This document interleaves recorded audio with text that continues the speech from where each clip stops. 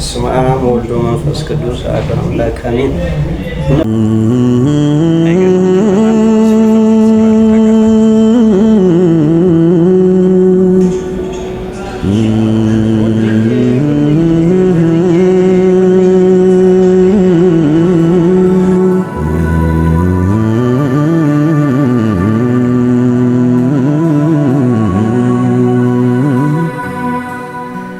ሰላም እንዴት ናችሁ? ደህና ናችሁ? እኔ ያለ እግዚአብሔር አምላክ የተመሰገነ ይሁን። እንግዲህ ዛሬ ደግሞ የሆነች ምግብ ቤት እገኛለሁ ማለት ነው።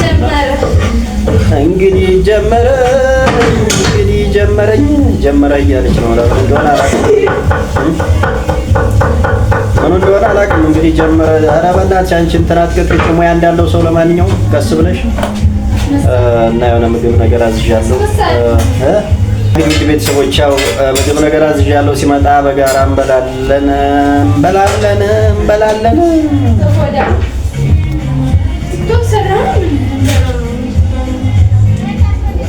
እንዴት ናችሁ? ሁሉ ሰላም ነው? ሁሉ መልካም ነው አለን። እግዚአብሔር ይመስገን። እንግዲህ ያው ሰሞኑን ጠፋ ብለናል። እየተገናኘን አይደለም ከቤተሰብ ጋር ራሱ። ቁርሱ መጥቷል። ቁርሱን ላሳያችሁ። በጣም የሚገርም ቁርስ ነውና፣ አይ ቁርስም አይባልም እኮ በእርግጥ ያው ምሳ ሰዓት እየደረሰ ነውና፣ ያው አንዳንዴ ሁለት በአንድ ነው ሰው የሚበላው። ይሄ ቁምሳ የሚባል ታውቃላችሁ? ቁምሳ ማለት ቁርስ ምሳ እራት ማለት ነው አይደል? ስለዚህ በአሁኑ ሰዓት ቁርስ ምሳ እራት ተብሎ ሙሉ ተወዷል። ስለዚህ የመጣልኝን ምግብ ላሳያችሁ። እውነት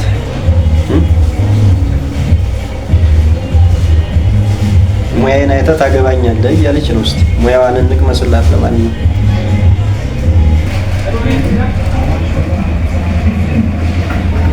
አይገርምም? ግን በጣም ትኩስ ፍርፍር ነው የተሰራልኝ። ታውቃላችሁ?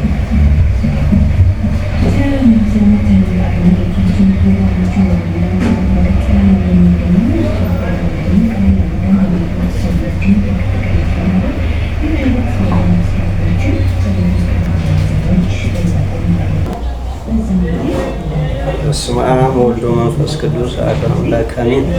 እንብላ። ለማንኛውም ካልተበላ አይቻልም። ክረምት ነው።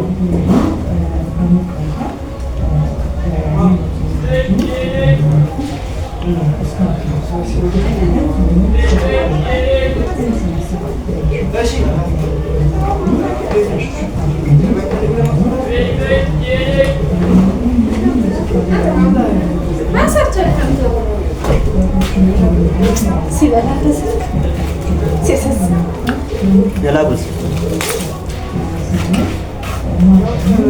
ነይ ስሞትልሽ። ለምን ትሞታለህ? ንገረኛ። ምክንያቱም ለአንቺ ስል ነው የምሞተው። ለእኔ ስትል መኖር ነው ያለብህ እንጂ እኔ ለመደሰት ስል ለእኔ ስትል ትኖራለህ እንጂ መሞት የለብህም። ገቢቶ አልገባኝም።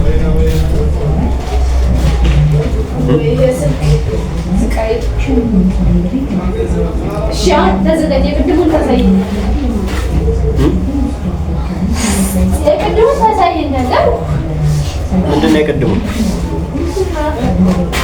ምን እንብላለን? ወንበር ይዘሻል? አልፈልግም አልኩህ። አሁን ሰርዝና ቅድም አሳይ። ተለበል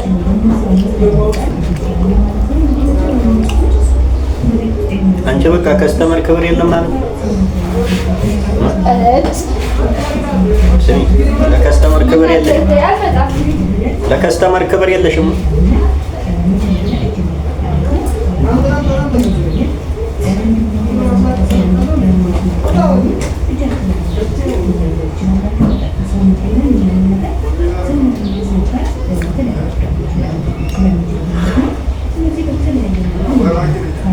በጣም አሪፍ ፍርፍር ነው። በጣም ሙያ አላት ልጅቷ። እንዴት ነው አሳያቸዋለሁ ልጅቷን ማለት ነው። ያው እንግዲህ በየምግብ ቤቱ በየጀበና ቡናው እየዞርን ያው ማማረጥ ነው። አዎ ምን ታረጉታላችሁ? ያው ላጤ መሆን እንደዛ ነው።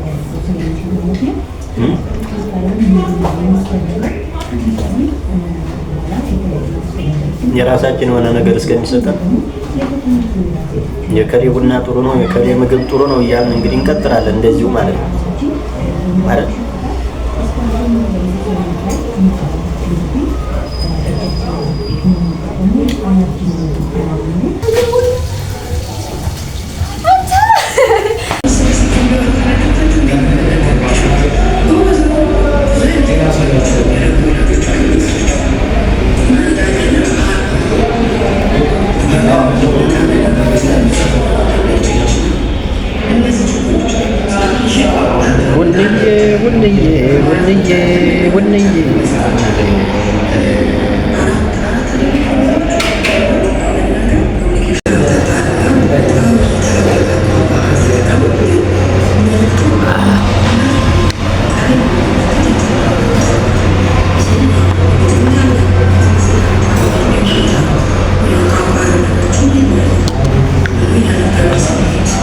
ቁርስ በላን፣ ቡና ጠጣን።